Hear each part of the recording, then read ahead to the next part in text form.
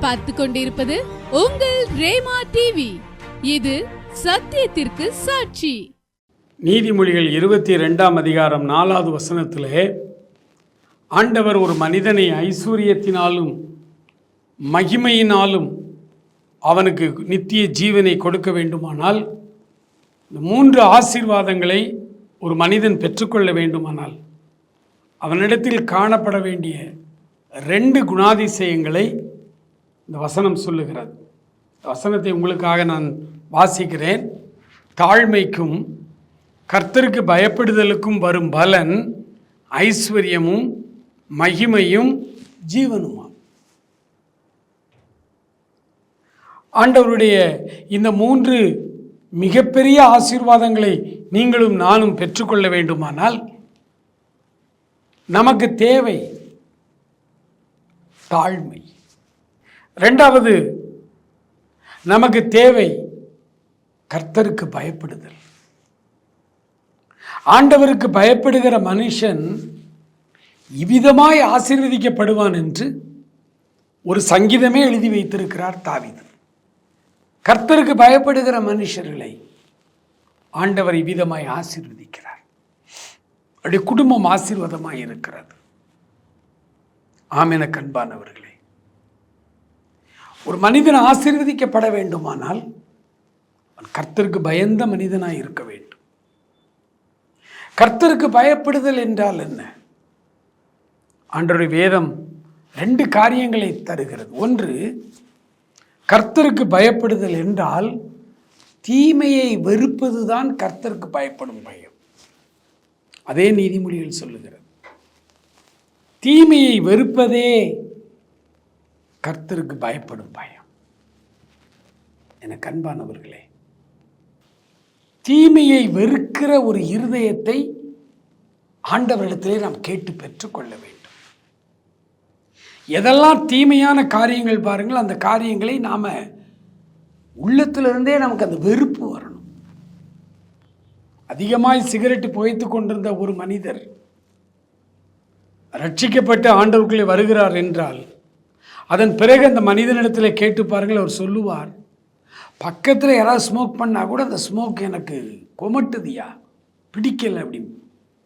நேற்று வரை இவர் அதிகமாக ஸ்மோக் பண்ணவர், ஆனால் இன்றைக்கு அந்த பழக்கத்திலிருந்து ஆண்டவர் விடுதலை கொடுத்த பிறகு அந்த புகை இவருக்கு பகையாய் வருகிறது, வெறுப்பு வருகிறது. அதே போல தான் டாஸ்மாகில் நேற்று வரை குடித்து கொண்டிருந்த மனிதர் இன்றைக்கு ஆண்டவரால் தொடப்பட்டு ரட்சிக்கப்பட்டு குடியிலிருந்து மனம் திரும்பி விட்ட பிறகு அந்த ஸ்மெல்லே இவருக்கு வாமிட் வர்ற மாதிரி இருக்கு. இதே போலதான் எதெல்லாம் தீமையான காரியங்களோ அந்த தீமையான காரியங்களை நாம் இப்படி வெறுக்க வேண்டும், முற்றிலுமாய் வெறுக்க வேண்டும். தீமையை வெறுப்பதுதான் கர்த்தருக்கு பயப்படும் பயம். எதெல்லாம் தீமை என்று நாம் பெரிய பட்டியல் போட வேண்டாம், நமக்கு தெரியும். அது மாத்திரமல்ல, வேதத்தை வாசிக்கும் பொழுது எதெல்லாம் தீமை என்று நமக்கு தெளிவாய் எழுதப்பட்டிருக்கிறது. தீமையான காரியங்களை முற்றிலுமாய் வெறுக்கிற ஒரு இருதயம் நமக்கு தேவை. அதை ஆண்டவரிடத்தில் கேட்க வேண்டும். இதோ ஒரு சில காரியங்களை நாம் வெறுக்கிறோம், பழைய பாவங்களை விட்டு விட்டு வருகிறோம். இந்த வெளியரங்கமான பாவங்கள் வாங்க, ஸ்மோக்கிங், சினிமா பார்ப்பது, சாராயம் குடிப்பது, இதெல்லாம் சரீரத்திற்கு புறம்பே நம்ம செய்கிற பாவங்கள். அதையெல்லாம் ஒரு வினாடியிலே ஆண்டவர் நம்ம விட்டு எடுத்து விடுகிறார், நாம் விடுதலை அடைந்து விடுகிறோம். மறுபடி அதை நாம் செய்வதில்லை, ஏன்னா அது நமக்கு ஒரு பயங்கர வெறுப்பை உண்டாக்கி விடுகிறது. ஆனால் நமக்குள்ளே இருந்து வருகிற பாவம், சரீரத்திற்குள்ளே இருந்து வருகிற இச்சைகள், நம்முடைய கெட்ட குணங்கள், மதியினம், மூர்க்கம், முன்கோபம், எரிச்சல்.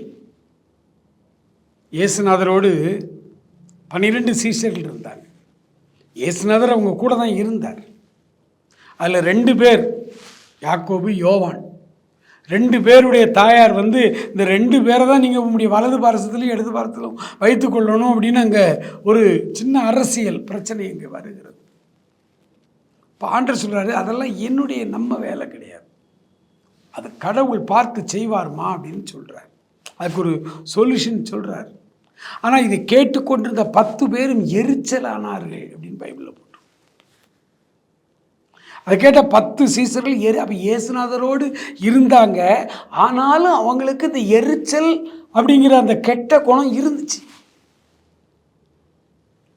அப்படித்தான் இன்னைக்கு நிறைய ஊழியக்காரர்கள் மேடையில் அன்பொழுக பேசுவார்கள், ஆனால் அவருடைய ஜென்ம சுபாவம் பயங்கரமாக இருக்கும். அது இன்னும் திருந்தாமலே இருக்கும். அதான் அவர் சொல்றார், கர்த்தருக்கு பயப்படும் பயம். தீமையை வெறுப்பது தான் கர்த்தருக்கு பயப்படும் பயம். தீமையை எந்த அளவுக்கு வெறுக்கிறோம். நீங்கள் ஒவ்வொரு நாளும் படுக்கைக்கு இரவு செல்லும் பொழுது கொஞ்சம் நேரம் எடுத்து ஆண்டவருடைய சமூகத்தில் இன்றைக்கு முழுவதும் காலையிலிருந்து நடந்த எல்லா நிகழ்ச்சிகளையும் அப்படியே ரீகால் பண்ணி பாருங்கள். அதில் எங்கெல்லாம் தீமையை நீங்கள் விரும்பினீர்கள், எங்கெல்லாம் தீமையை நீங்கள் வெறுத்தீர்கள், எங்கெல்லாம் தீமைகளை வெறுக்க முடியாமல் உள்ளத்துக்குள்ளே ரசித்தீர்கள், அதை இங்கே பாருங்க. தீமையை எந்த அளவுக்கு வெறுக்கிறோம் அப்படின்னு ஒவ்வொரு நாளும் நீங்கள் அதை வைத்து நீங்கள் வளர்ந்து கொள்ளலாம். தீமையை வெறுக்கிற வெறுப்பு ரொம்ப முக்கியம். அதுதான் கர்த்தருக்கு பயப்படும் பயம். கர்த்தர்னு அப்படியே நடுங்கிறது இல்லை, அது பிசாசுகள் நடுங்கும். நீங்களும் நானும் கர்த்தர்னு அப்படியே ஷிவரிங்காய் நடுங்கிறது இல்லை. கர்த்தருக்கு பயப்படும் பயம் என்பது, கர்த்தருக்கு பயப்படும் பயம் என்பது தீமையை எந்த அளவுக்கு வெறுக்கிறோம் என்பதில் இருக்கிறது. கர்த்தருக்கு நாம் அதில் முழுமையாய் பயப்படுகிறோம். ஏன்னா நம்ம ஆண்டவர் தீமையை பார்க்க மாட்டாத சுத்த கண்ணர் என்று வேதம் சொல்லுகிறார். தீமையை வெறுக்கிற வெறுப்பு, அதை நீங்கள் பயிற்சி எடுத்துத்தான் ஒவ்வொரு நாளும் முன்கோபம், அசுத்தமான இச்சைகள், நமக்குள்ளே தோன்றுகிற அருவருப்புகள், இதெல்லாம் ஒவ்வொரு நாளும் வெறுத்து தள்ளிக்கிட்டே இருக்கணும். நாட்கள் செல்ல செல்ல செல்ல அதிலே நாம் முழுமையான வெற்றியை அடையும். ஆனால் தினமும் இந்த பயிற்சி எடுத்துக்கிட்டே இருக்கணும். ஏன்னா கர்த்தருக்கு பயப்பட தான் உங்களுக்கு ஐஸ்வர்யம், உங்களுக்கு மகிமை, உங்களுக்கு நித்திய ஜீவன். கர்த்தருக்கு பயப்படும் பயம் என்றால் என்ன? ஒன்று, தீமையை வெறுக்கிறது கர்த்தருக்கு பயப்படும் பயம். இரண்டாவது, என் வார்த்தைக்கு நீ அப்படியே கீழ்ப்படிந்ததினால் ஆபிரகாம், நீ கர்த்தருக்கு பயப்படுகிறவன் என்று இப்பொழுது நான் அறிந்து கொண்டேன். ஈசாக்கை பலி செலுத்த ஆண்டவர் கட்டளை கொடுத்த பொழுது மறு வார்த்தை பேசாமல் ஈசாக்கை கொலை செய்யும்படி மலையின் மேல் கொண்டு போகிறார் ஆபிரகாம். பலிபீடத்திலே கட்டைகளை அடிக்கியதன் மேலே ஈசாக்கை கடத்தி தன் இடை வாளை உருவிக்கொண்டு அப்படியே மகனை கொலை செய்வதற்கு பலி செலுத்துவதற்கு வந்து நிற்கிறார். ஆண்டவர் பார்த்தார், ஆபிரகாம், இதோ நீ என் வார்த்தைகளுக்கு கீழ்ப்படிந்ததினால் நீ கர்த்தருக்கு பயப்படுகிறவன் என்று இப்பொழுது அறிந்திருக்கிறேன். கர்த்தருக்கு பயப்படுதல்னா என்ன தெரியுமா? இந்த தேவனுடைய வார்த்தைகளுக்கு கீழ்ப்படுகிறது, ஆண்டவருடைய வார்த்தைகளுக்கு அப்படியே கீழ்ப்படுகிற ஒரு அனுபவம். சில வாலிபர்கள் ஆண்டவரை ஏற்றுக்கொண்ட புதுசில், அபிஷேகம் பெற்ற புதுசில் வந்து கேட்பாங்க, பிரதர், பலரும் சொல்கிறாங்க ஆண்டவருடைய சத்தத்தை கேட்டேன், ஆண்டவருடைய குரலை கேட்டேன் அப்படின்னு சொல்கிறாங்களே, நாங்களும் அபிஷேகம் பெற்று ரட்சிக்கப்பட்டு மெய்யான கிறிஸ்தவ வாழ்க்கை வாழ்ந்து கொண்டிருக்கிறோம், நல்லா ஜெபிக்கிறோம், எங்களுக்கு ஏன் ஆண்டவரே கர்த்தருடைய வார்த்தை கேட்கல? ஆண்டவர் ஏன் என்கிட்ட நேரடியாக பேசலை? ஆண்டவருடைய என்கிட்ட பேசுகிறாருன்னு சொல்கிறதுலே பாதி உண்மை பாதி பொய். நிறைய பேர் ஆண்டவர் பேசுகிறாருன்னு தவறான காரியங்கள், பைபிளுக்கு விரோதமான காரியங்களை சொல்கிறாங்க. அதெல்லாம் விட்டுருங்க. உண்மையிலேயே கர்த்தர் சில அநேகரோடு பேசுகிறார். நம்ம ஆண்டவர் பேசுகிற தெய்வம். பல முறை அவருடைய குரலை நான் கேட்டிருக்கிறேன். அவர் பேசுகிற தெய்வம். ஆனால் வசனத்துக்கு மிஞ்சி அவர் பேச மாட்டார். சட்டத்திட்டத்துக்கு மிஞ்சி அவர் பேச மாட்டார். அவர் அடுத்தவனை பற்றி நம்மகிட்ட புரணி பேச மாட்டார். அப்போ ஆண்டவர் ஏன் என்கிட்ட பேச மாட்டாருன்னு சொல்லி வாலிபர்கள் கேட்கும் பொழுது நாங்கள் சொல்லுகிற ஆலோசனை இதுதான். தேவனுடைய குரல் தான் இந்த வேதம், தேவனுடைய வார்த்தை தான் இந்த பைபிள். நீ தினம் தினம் காலை உன்னுடைய தியானத்தில் கிரமமாய் இந்த அதிகாரங்களை வாசிக்க வாசிக்க ஒரு குறிப்பிட்ட காலத்தில் இந்த வசனத்தின் மூலமாய் கடவுள் உன்னோடு பேசுவார். அதற்கு நீ கீழ்ப்படிய வேண்டும். அவர் ஒரு எச்சரிப்பு தருவார், அதை கை கொள்ள வேண்டும். காலையிலே உனக்கு ஒரு ஆலோசனை தருவார், அந்த ஆலோசனையை கேட்க வேண்டும். உன்கிட்ட பேசுகிற காரியங்கள் அன்றைக்கு உன்னுடைய நடைமுறை வாழ்க்கையிலே நடக்கும், உன் கண்ணு முன்னால் வரும். நீ அதற்கு முழுமையாய் கீழ்ப்படிய வேண்டும். வார்த்தைகள், இந்த வேதத்தின் வார்த்தைகளுக்கு எந்த அளவுக்கு நீ கீழ்ப்படிந்து நீ நடக்கிறாயோ அப்பொழுது ஒரு நாள் கர்த்தருடைய குரல் உனக்கு துணிக்கும். சேஷமாய் உன்னுடைய தனிப்பட்ட விதத்தில் அவர் உன்னோடு பேசுவார். பேசாட்டி கூட பரவாயில்ல, இந்த வேத வசனங்கள் எல்லாமே அவருடைய குரல், அவர் பேசுகிறது. இதற்கு கீழ்ப்படிந்தால் போதும். ஆபிரகாம் கீழ்ப்படிந்தார். வார்த்தைக்கு முற்றிலுமாய் கீழ்ப்படுகிறது யார் தெரியுமா? அவருக்கு பயப்படுகிறவர்கள் கீழ்ப்படிவார்கள். ஆண்டவருக்கு பயப்படுதல் என்கிற அந்த குணம் உங்களுக்கு வர வேண்டுமானால் நீங்கள் தேவனுடைய வார்த்தைகளுக்கும் வசனங்களுக்கும் முற்றிலுமாய் நீங்கள் கீழ்ப்படிந்தாக வேண்டும். பல நாட்களிலே ஆண்டவரை ஏற்றுக்கொண்ட புதிதிலே ஆண்டவர் உங்களோடு நெருக்கமாய் உங்களோடு பேசுவார். நான் உனக்கு போதித்து நீ நடக்க வேண்டிய வழியை உனக்கு காட்டுவேன், உன்மேல் என் கண்ணை வைத்து உனக்கு ஆலோசனை சொல்லுவேன்.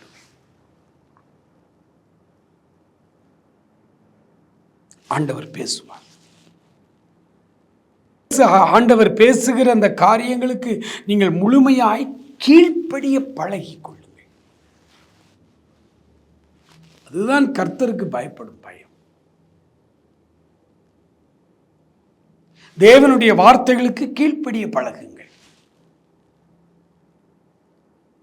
தேவனுடைய வார்த்தைகளை ஒரு நாளும் அசட்டை பண்ணாதிருங்கள், அலட்சியமாய் நினைக்காதிருங்கள். பிரியமான சகோதரர்களே, தேவனுடைய வார்த்தைகள் மிக மிக மிக முக்கியமானவைகள். ஆபிரகாமிடத்தில் ஆண்டவர் நேரடியாய் பேசினார் என்றால் அன்றைக்கு எழுதப்பட்ட இந்த வார்த்தைகள் இல்லை. வேதாகமும் அச்சிடப்படாத காலம். இந்த காலத்தில் ஆண்டவர் நேரடியாய் அசரீரியாய் தரிசனத்திலே சொப்பனத்திலே தான் ஜனங்களோடு தொடர்பு வைத்திருந்தார். ஆனால் இன்றைக்கு நம்முடைய தாய்மொழியிலேயே அவருடைய வார்த்தைகள் நமக்கு கிடைத்து விட்டது. இந்த வார்த்தைகள் நமக்கு போதும். என் கற்பனைகளை பெற்றுக்கொண்டு அவைகளை கை கொள்ளுகிறவனிடத்தில் நானும் என் பிதாவும் அன்பாய் இருந்து எங்களை அவருக்கு வெளிப்படுத்துவோம். ஆண்டவரை நீங்கள் முகமுகமாய் பார்க்க வேண்டும் என்றால், ஆண்டவருடைய இனிய குரலை, கிருபை பொருந்தின வார்த்தைகளை உங்கள் காதுகளால் நீங்கள் கேட்க வேண்டும் என்றால், ஆண்டவர் நீங்கள் பார்க்க வேண்டும் கேட்க வேண்டும் என்றிருந்தால், இந்த வசனத்திற்கு கீழ்ப்படிந்து வசனத்தை கை கொள்ளுங்கள். 100 மடங்கு கீழ்ப்படியுங்கள். நமக்கு வேண்டிய நமக்கு பிடித்ததுக்கு மட்டும் கீழ்ப்படிவது அல்ல. 100க்கு 100 இந்த வசனங்களுக்கு வார்த்தைகளுக்கு முற்றிலுமாய் நீங்கள் கீழ்ப்படிந்து அவருடைய சமூகத்தில் வந்து நில்லுங்கள். அவர் சொல்லுவார், என் மகனே, என் மகளே, ஆபிரகாமை போல நீ கீழ்ப்படுகிறாய். நீ கர்த்தருக்கு பயப்படுகிறவன் என்று அறிந்திருக்கிறேன். இந்த வார்த்தை கேட்டா போதும், நமக்கு தேவையான ஐஸ்வர்யம், நமக்கு தேவையான இந்த உலகத்திலே கௌரவம் நிறைந்த வாழ்க்கை, நமக்கு தேவையான நித்திய ஜீவன், மூன்றையும் அவர் நமக்கு தருவார். அவரிடத்துல கெஞ்சுவோமா, ஆண்டவரே உமக்கு பயப்படும் பயத்தோடு நடந்து கொள்ள எனக்கு உதவி செய்யும் ஆண்டவரே என்று சொல்லி அவரிடத்துல மன்றாடி கேட்போமா. மகா இரக்கமுள்ள எங்கள் ஆண்டவரே, நன்றி நிறைந்த உள்ளத்தோடு நாங்கள் துதிக்கிறோம், ஸ்தோத்தரிக்கிறோம். இந்த அருமையான ஆவிக்குரிய செய்தி எங்களுக்கு கொடுத்ததற்காக ஸ்தோத்திரம். எங்களுக்கு ஐஸ்வர்யம் ஏன் இல்லை, நாங்கள் ஏன் இப்படி தரித்திரத்திலே இருக்கிறோம் என்பதை எங்களுக்கு சொல்லிக் கொடுத்தீரப்பா. ஐஸ்வர்யத்தையும் இந்த உலகத்தில் வாழும் பொழுது கனத்துக்குரிய மகிமையான வாழ்க்கை, மரித்த பிறகு நித்திய ஜீவன், ஒரு மனிதனுக்கு தேவையான இந்த 3 ஆசீர்வாதங்களையும் உமக்கு நாங்கள் பயப்படும் பொழுது பெற்றுக்கொள்ளுகிறோமே. ஆபிரகாம் உமக்கு பயந்து நடந்து கொண்டார். ஈசாக்கு பயபக்தியோடு நடந்து கொண்டார். அவர்களை நீர் ஆசீர்வதித்தீரப்பா. ஐஸ்வர்யத்தை கொடுத்து ஆசீர்வதித்தீர். அவர்களை கனப்படுத்தினீர். அவர்களுக்கு நித்திய ஜீவனை கொடுத்து ஆசீர்வதித்தீர். எங்களுக்கும் தரித்திரம் நீங்க வேண்டும் என்று ஜெபித்துக் கொண்டிருக்கிறோம். எங்கள் தரித்திரம் நீங்கின பாடல்ல, எங்கள் தேவைகள் இன்னும் சந்திக்கப்படாமல் இருக்கிறது. ஆயிரக்கணக்கான ஊழியக்காரர்கள் கூட தங்களுடைய அன்றாட தேவைகள் சந்திக்கப்படாமல் மிகுந்த கஷ்டத்திற்குள்ளே வாழ்ந்து கொண்டிருக்கிறார்கள். வீட்டு வாடகை கூட கட்ட முடியாமல் வாடகை வீட்டிலே குடியிருக்கிற பல ஊழியக்காரர்கள் ஒவ்வொரு நாளும் அழுது கொண்டு இருக்கிறதை பார்க்கிறோம் அப்பா. ஐஸ்வர்யத்தினால் அவர்களை நீர் ஆசீர்வதிக்கும்படி மன்றாடுகிறோம். அவர்கள் உமக்கு பயந்து நடக்கிறவர்களாய் மாறட்டும். தாழ்மைக்கும் கர்த்தருக்கு பயப்படுதலுக்கும் வரும் பலன் ஐஸ்வர்யமும் மகிமையும் ஜீவனுமாம். பிதாவே, நாங்கள் நினைவு கூர்ந்து ஜெபிக்கிறோம் அப்பா. தரித்திரத்தில் வாழ்கிற மக்கள், வறுமை கோட்டிலே வாழ்ந்து கொண்டிருக்கிற மக்கள், வறுமை கோட்டுக்கு கீழே வாழ்கிற மக்கள், அடுத்த வேளை சாப்பாட்டுக்கு வழி இல்லாமல், தங்குவதற்கு நல்ல வீடுகள் தெரு ஓரங்களிலே, பெரிய பெரிய நகரங்கள் சென்னை, கல்கத்தா போன்ற நகரங்களிலே ஆண்டவரே பிளாட்ஃபார்மிலே தங்கி கொண்டிருக்கிற மக்கள், அவர்களுக்கு தேவையான ஆசீர்வாதங்களை கொடுப்பதற்கு அவர்கள் கர்த்தருக்கு பயப்படுகிற பயத்திலே தாழ்மையோடு நடந்து கொள்ள உதவி செய்தார்கள். இந்த ஜெபத்தில் என்னோடு இணைந்திருக்கிற ஒவ்வொரு சகோதரனையும், ஒவ்வொரு சகோதரியை அளவில்லாமல் நீர் ஆசீர்வதிக்கும்படி ஜெபிக்கிறேன். ஐஸ்வர்யத்தினாலும் மகிமையினாலும் நித்திய ஜீவனை கொடுத்து ஆண்டவரே உம்முடைய பிள்ளைகளை ஆசீர்வதிப்பீராக. தீமையை முற்றிலுமாய் வெறுக்கவும், உம்முடைய வசனங்களுக்கு முற்றிலுமாய் கீழ்ப்படியும், நமக்கு பயப்படும் பயத்திலே எங்களை வழி நடத்தும்படியாய் ஜெபிக்கிறோம். ஹல்லேலூயா, ஹல்லேலூயா, ஹல்லேலூயா. சோதரம் ஆண்டவரே, நன்றியோடுமை துதிக்கிறோம் ஆண்டவரே. ஹல்லேலூயா. தேவ பிரசன்னம் இறங்கி வருகிறதற்காய் நன்றி. தேவ வல்லமை எங்களை தொடுகிறதற்காய் நன்றி ஆண்டவரே. உமக்கு ஸ்தோத்திரம் ஆண்டவரே. தீமையை வெறுக்கும் ஆண்டவரே ஒரு சுபாவம் எங்களுக்கு நீர் கொடுக்கும்படியாய் ஜெபிக்கிறோம் ஆண்டவரே. உம்முடைய வார்த்தைக்கும் வசனத்திற்கும் ஒவ்வொரு நாளும் நாங்கள் கீழ்ப்படிய எங்களுக்கு அந்த மனதை கொடுக்கிறதற்காய் ஸ்தோத்திரம். உம்முடைய பிள்ளைகளை தொடுகிறதற்காய் ஸ்தோத்திரம். தரித்திரத்திலே வாழ்கிற பிள்ளைகளை இப்பொழுது என் ஆண்டவர் உம்முடைய கரங்களினால் தொட்டு அவர்களை ஆசீர்வதித்து அவர்களுடைய தரித்திரத்தை மாற்றுகிறதற்காய் ஸ்தோத்திரம். கடன் பாரத்திலே சிக்கி இருக்கிற உம்முடைய பிள்ளைகளை விடுதலை செய்யும் ஆண்டவரே. தொடர்ந்து உம்முடைய பிள்ளைகளை காத்துக்கொள்ளும். அற்புதங்களை செய்துவிட்டதற்காய் ஸ்தோத்திரம். கடன் பிரச்சனைகள் மாறுகிறதற்காய் ஸ்தோத்திரம். தீமையை வெறுக்கிற அந்த வெறுப்பும் உமக்கு பயப்படுகிற பயத்தை கொடு. ஆசீர்வதிங்கப்பா. தொடர்ந்து காத்துக்கொள்ளுங்க. இயேசு கிறிஸ்துவின் நல்ல நாமத்தில் ஜெபிக்கிறோம் எங்கள் அருமை பிதாவே. ஆமேன், ஆமேன்.